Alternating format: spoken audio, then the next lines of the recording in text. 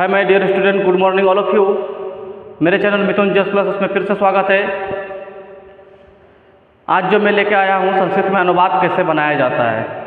हम पिछले क्लास में 2 क्लास ले चुके थे, उसका आज मैं तीसरा क्लास लेकर आया हूँ लकार के बारे में। जो 2 लकार पढ़ा दिए थे वो तीसरा लकार लेकर हम आए हैं। सांख्यिकी के बारे में सारा चर्चा खत्म हो चुका है। सांख्यिकी सब्जेक्टिव हो या ऑब्जेक्टिव दोनों खत्म हो चुका है। जो नहीं देखे पहले उसको देखेंगे, और लकार जो नहीं देखे हैं, जो अनुवाद कैसे बनाया जाता है बेसिक से छोटा लेके छोटा सा क्वेश्चन लेके, मतलब बेसिक से जितना है नहीं समझ पाए हैं तो पहले लकार के बारे में पढ़े। 2 लकार जो बताए, लंग लकार लट लकार और लीट लकार के बारे में बताए थे। वर्तमान काल और भविष्य काल के बारे में बताए थे। आज हम जो बताएंगे भूतकाल के बारे में बताएंगे, मतलब लंग लकार के बारे में बताएंगे। लंग लकार का मतलब होता है भूतकाल, जिसको अंग्रेजी में बोलते हैं पास्ट टेंस, मतलब बीता हुआ काम। जो काम कर चुके हैं, जो काम हो गया है, मतलब जैसे कि हम आज जो भी कुछ कर रहे हैं वो वर्तमान काल में आएगा, लट लकार में आएगा, वो जो कि हम बता चुके हैं। एक लीट लकार होता है वो भविष्य काल में जो करने वाले हैं वो भी बारे में लट लकार के बारे में बता दिए हैं। आज जो बताएंगे लंग लकार के बारे में, जिसको अंग्रेजी मतलब हिंदी में बोलेंगे भूतकाल, अंग्रेजी में पास्ट टेंस बोलेंगे। ठीक है, तो उसी के बारे में आज चर्चा करेंगे। सबसे पहले हम कुछ अवयव लिखे हुए हैं, 1 मिनट।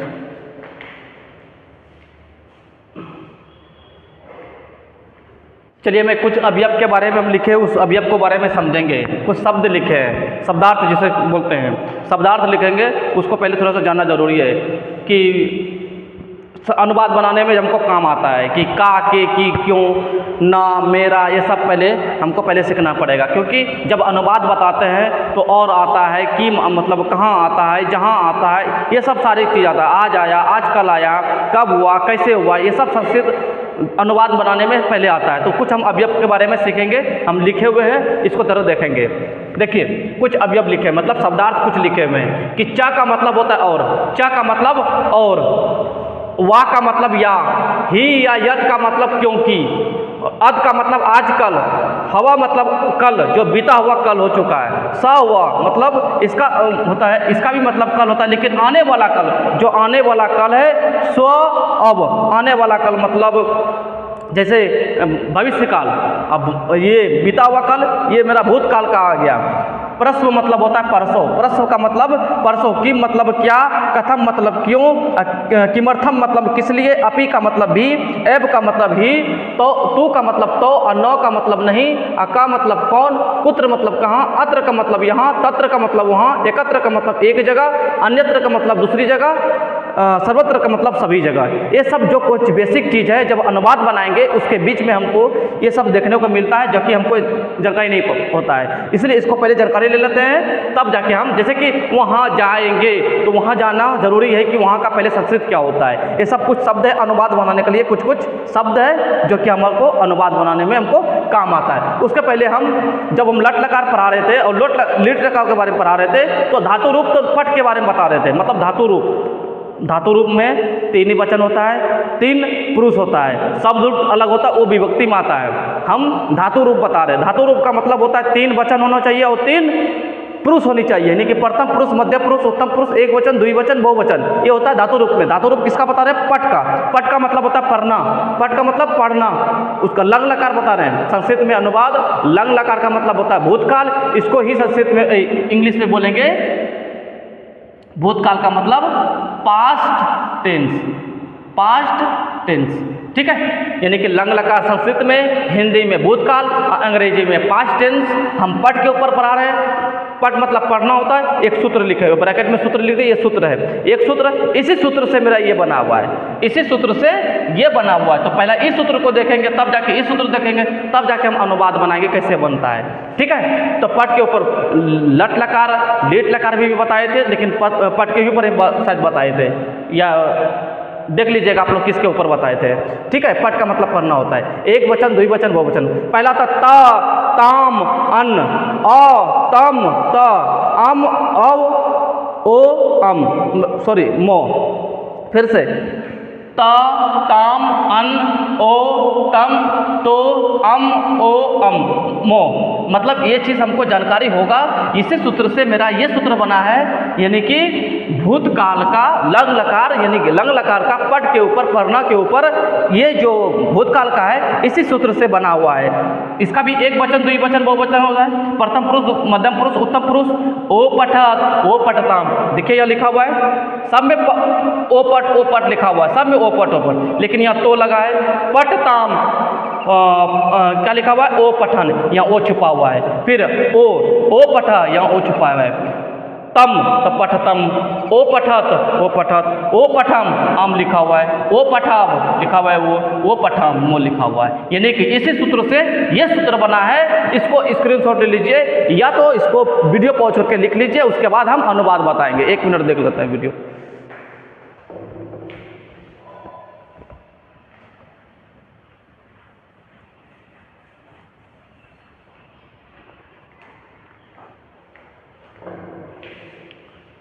चलिए, तो ये तो हो गया। मतलब इसको याद करके ये सूत्र बन सकता है, इससे ये बना, इससे ये नहीं बना, इससे ये बना है। अगर ये चीज़ याद होगा तो हम आते हैं अनुवाद पे। यही सारे का प्रयोग हम अनुवाद में प्रयोग करेंगे, कैसे कैसे होगा। ठीक है, तो पहला हम लिखे हैं कि वह पढ़ चुका है, वह पढ़ चुका है। तो इतना जानना जरूरी है कि हम पिछले क्लास में बताए थे सा तौ के बारे में। सा तौ ते त्वम युवाम यूयम, युवाम युयम, अहम अवाम वयम, अहम अवाम वयम, ये सारे बारे में चर्चा किए थे। लेकिन हम यहाँ लिखे हुए वह पढ़ चुका है, तो वह पढ़ चुका है, तो सबसे पहले सब्जेक्ट, जैसे अंग्रेजी में सब्जेक्ट को ढूंढ रहे हैं ना, तो ये मेरा सब्जेक्ट के तौर पे आ गया। सब्जेक्ट के तौर पे हुआ, तो वह का जानना जरूरी है कि किस वचन में, किस पुरुष में है। अगर वह जान गए कि किस वचन किस पुरुष में है, तो वह पढ़ चुका है, तब यहाँ से हम उठा के डाल सकते हैं वहाँ। तो वह क्या है? वह का संस्कृत होता है सा। एक वचन के प्रथम पुरुष में सा होता है। सा का मतलब होता है वह, सा का मतलब होता है वह। एक वचन के प्रथम पुरुष में। उसी तरह से लंग लकार में देखेंगे कि एक वचन और एक वचन में प्रथम पुरुष में क्या है? वो पठत है। इसका अनुवाद बन गया। इसमें क्या है? बहुत आसान है। अगर हमको फार्मूला याद हो गया, हम लंग लकार का भी फार्मूला याद हो गया, तो बैठाने को जो मतलब उतना दिक्कत नहीं है, बन जाएगा। फिर से समझिए कि वह होता है प्रथम पुरुष के एक वचन में, प्रथम पुरुष के एक वचन में होता है सा। तो उसी तरह से हम लंग लकार का देखेंगे, प्रथम पुरुष के एक वचन में क्या लिखा हुआ है, वही उठा के डाल देंगे, तो वह पढ़ चुका है, सा ओ पठत। ठीक है। दूसरा, तुम सब पढ़ चुके हो, तुम सब पढ़ चुके हो। तुम सब 3 तरह का होता है। एक तुम होता है, एक होता है तुम दोनों, एक होता है तुम सब या तुम लोग। ठीक है, ये तीनों का मीनिंग, तीनों का इसका जो संस्कृत मीनिंग होगा उसका अलग अलग होगा। यानी कि तुम का मतलब, तुम का होता है तुम का होता है त्वम, और तुम दोनों का होता है युवाम। क्या होता है? युवाम। और तुम लोग का होता है युयम। इतना जानना जरूरी है। लेकिन हमको क्या कह रहा है? तुम सब पढ़ चुके हो। ये मतलब मध्यम पुरुष के एक वचन में है, मध्यम पुरुष के द्विवचन में है, मध्यम पुरुष के बहुवचन में है। इतना याद रखिएगा कि सबका वचन अलग अलग है। 1 मिनट थोड़ा सा वीडियो भी देख लूँ, कई वीडियो कट तो नहीं हो रहा है। चलिए फिर से समझाने की कोशिश करते हैं कि तुम दोनों, तुम सब या तुम लोग। तुम होता है एक मतलब मध्यम पुरुष के एक वचन में आता है, ये मध्यम पुरुष के द्विवचन में आता है, ये मध्यम पुरुष के मतलब बहुवचन में आता है। लेकिन हमको पूछ रहा है तुम सब का क्या होगा? युयम होगा। युयम मध्यम पुरुष के बहुवचन में आता है। उसी तरह से लंग लकार का मध्यम पुरुष के हम क्या लिखेंगे? बहुवचन में क्या लिखा हुआ है? ओ पठत। क्या है? ओ पठत, ओ पठत। समझ में आया? तुम सब है मध्यम पुरुष के बहुवचन का। उसी तरह से लंग लकार का हम देखेंगे मध्यम पुरुष के बहुवचन में क्या है? ओ पठत है। तो हो गया। ठीक है, यम ओ पठत। अगला जाते हैं, अगला क्वेश्चन में। हम सब ने पढ़ा, हम सबने पढ़ा। हम सब ने पढ़ा, हम सब ने पढ़ा। ये हो गया, वह पढ़ चुका है, तुम सब पढ़ चुके हो, हम सब ने पढ़ा, हम सब ने पढ़ा, हम सब ने पढ़ा, मतलब हम सब ने पढ़ा। इसका भी 3 होगा। एक होता है मैं, एक होता है हम लोग, हम दोनों, एक होता है हम लोग। मैं का होता है अहम, मैं का होता है अहम, तुम दोनों का होता है अवाम, तुम दोनों का अवाम, हम लोग का बयम होता है, हम लोग का बयम। मतलब मैं का मतलब अहम, हम दोनों का मतलब बयम, और हम दोनों का अवाम, हम लोग का बयम। तो इससे बोल रहा है कि हम सब ने पढ़ा। ये क्या है? उत्तम पुरुष के एक वचन में, उत्तम पुरुष के एक वचन में, उत्तम पुरुष के द्विवचन में, उत्तम पुरुष के बहुवचन में। तो हम सब ने लिखा है, तो हम सब ने, तो हम लोग को ही बोलते हैं हम सब ने, यही है। तो क्या लिखेंगे? वयम लिखेंगे, वयम। वयम यानी कि ये उत्तम पुरुष के बहुवचन में, उत्तम पुरुष के बहुवचन में वयम आया। उसी तरह से लंग लकार में देखेंगे कि उत्तम पुरुष के बहुवचन में क्या है? वो पठाम है। क्या है? वो पठाम। तो ओ पठाम। अगला चौथा क्वेश्चन, चौथा, तुमने पढ़ा, तुमने पढ़ा, तुमने पढ़ा। सिर्फ एक का बात बोल रहा है। अगर तुम लोग होता है, तुम दोनों होता है तो उसका अलग होता है, लेकिन तुमने पढ़ा, तुमने का इसका संस्कृत होता है त्वम। तुम बोलिए या तुमने बोलिए या तुमसे बोलिए तो सारे क्या होगा? त्वम होगा। त्वम कै नंबर पे यानी कि कै वचन में? एक वचन के मध्यम पुरुष में, एक वचन के मध्यम पुरुष में आता है। तो पढ़ा का आते हैं, यहाँ लिखेंगे लंग लकार में, मतलब मध्यम पुरुष के एक वचन में क्या है? ओ पठत है, ओ पठ है, तो लिखेंगे ओ पठा। अगला question 5 number question, 5 number question क्या है कि मैं पढ़ा, मैं पढ़ा, मैं पढ़ा। मैं का संस्कृत क्या होता है? अहम। अहम का मतलब होता है उत्तम पुरुष के एक वचन में आता है, उत्तम पुरुष के एक वचन में आता है। उत्तम पुरुष के एक वचन में जो आता है, हम लंग लकार में देखेंगे कि लंग लकार में उत्तम पुरुष के एक वचन में क्या है? तो उत्तम पुरुष के एक वचन में क्या है? ओ पठम है, ओ पठम, ओ पठम। मतलब कहाँ पे लिख दिए? मैं पढ़ा, तो मैं पढ़ा तो इसका लिख लीजिए अहम, अहम ओ पठम, अहम ओ पठम। यानी कि उत्तम पुरुष के एक वचन में मैं का अहम हुआ, तो उसी तरह से हम लंग लकार में भी चेक करेंगे उत्तम पुरुष में एक वचन में क्या है? ओ पठम है, तो लिख देंगे अहम ओ पठम। ठीक है।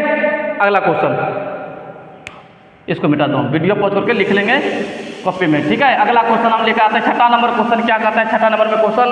6ठा नंबर में कहता है हम दोनों ने पढ़ा। 6ठा नंबर में हम दोनों ने पढ़ा, हम दोनों ने पढ़ा, हम दोनों ने पढ़ा, हम दोनों ने पढ़ा। हम दोनों कौन सा वचन, कौन सा पुरुष होगा? हम दोनों का मतलब होता है कि हम दोनों का संस्कृत क्या होगा? यानी कि उत्तम पुरुष के द्विवचन में, उत्तम पुरुष के द्विवचन में आता है हम दोनों। नहीं, अगर कोई वीडियो देखे हैं ये हम सत होते वाला, वो पहला लकार में होगा, उसको पहले देखने का कोशिश करेंगे। ठीक है। तो हम दोनों का, एक मिनट, हम दोनों का क्या होगा? हम दोनों का उत्तम पुरुष के द्विवचन में, उत्तम पुरुष के द्विवचन में क्या होगा? मैं का जैसे होता है अहम, तो हम दोनों का क्या होगा? अवाम होगा, अवाम, अवाम। तो अवाम हुआ। उत्तम पुरुष के द्विवचन में लंग लकार में खोजेंगे उत्तम पुरुष के द्विवचन में क्या है? ओ पठाव है। क्या लिखा हुआ है? ओ पठाव। कहानी खत्म हो गया, ओ पठाव। अगला क्वेश्चन 7वां नंबर क्वेश्चन है, 7वां नंबर है हम लोगों ने पढ़ा, हम लोगों ने पढ़ा, हम लोगों ने पढ़ा, हम लोगों ने पढ़ा। जब हम दोनों उत्तम पुरुष के द्विवचन में है, तो उत्तम पुरुष के ये बहुवचन का है। उत्तम पुरुष के बहुवचन में, तो उत्तम पुरुष के बहुवचन में हम लोगों में क्या होगा? वयम होगा, वयम। तो उसी तरह से हम लव लकार में देखेंगे उत्तम पुरुष के बहुवचन में क्या होगा? वो पठाम होगा, वो पठाम होगा। एक और है, वे दोनों ने पढ़ा, वे दोनों ने पढ़ा, यानी कि सारे भूतकाल का है, क्योंकि भूतकाल के ही बारे में बता रहे हैं, सारे सेंटेंस भी क्या होगा, भूतकाल का ही कर देंगे ना। तो अब जब थोड़ा शब्दार्थ जो बताए थे उसका भी हम चर्चा करेंगे कि कहाँ कहाँ लगेगा, ठीक है। तो पहले ये लगा पढ़ने के बाद हम उसका भी चर्चा करेंगे, ठीक है। ये लगा पढ़ने के बाद दूसरे वीडियो में बताएंगे। तो वे दोनों ने पढ़ा, वे दोनों कब आता है, वे दोनों कब होता है, यानी कि एक वचन मतलब प्रथम पुरुष के द्विवचन में आता है, प्रथम पुरुष के द्विवचन में आता है वे दोनों। तो सात तो क्या होता है, तो द्विवचन में क्या होगा, ओ पठताम। क्या लिखेंगे, ओ पठताम, ओ पठताम, ओ पठताम, ओ पठताम। एक और है, यानी कि किसी भी लकार का अगर हम बनाना चाहेंगे तो नो सेंटेंस होता है। किसी भी लकार का अगर अनुवाद बताते हैं, बनाएंगे तो उसका सूत्र के अनुसार नो सेंटेंस होता है, ठीक है। हम अलग अलग करके बनाए हैं, पहले शुरुआती में होना चाहिए, मतलब वह, वे दोनों, वे लोग, तुम दोनों, तुम लोग, मैं, हम सब, हम दोनों, हम सब, ऐसे ही होना चाहिए, लेकिन हम अलग अलग कर दिए हैं। अब लिखेंगे वे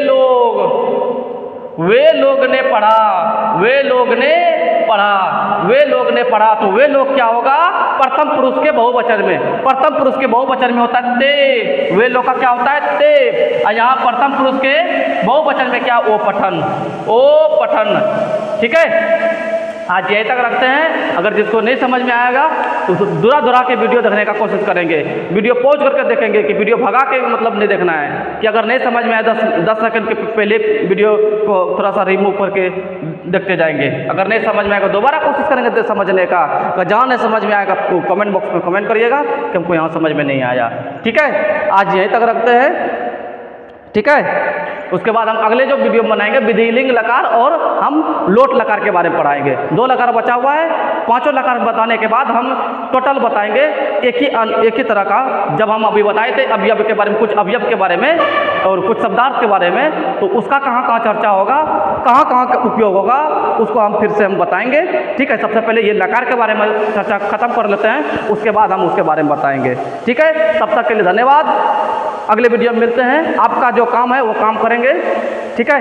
मतलब मेरा बोलने का मतलब आप समझ गए कि क्या करना है। वीडियो को लाइक करना है, अगर अच्छा लगे हो तो, और सब्सक्राइब भी कर देना है, और दोस्तों के साथ शेयर कर देना है, ठीक है। यही आपका काम है, हमारा काम ये है, आपका काम ये है। आपसे उम्मीद है ये आपका काम करेंगे, हम जो मेरा काम है वो हम करेंगे, ठीक है। यही आपसे अनुरोध है, आशा है, ठीक है, ताकि हम और आगे बढ़ सके और आप लोगों के बीच अच्छे से अच्छे वीडियो ला सके, ठीक है। जय हिंद, आगे मिलते हैं।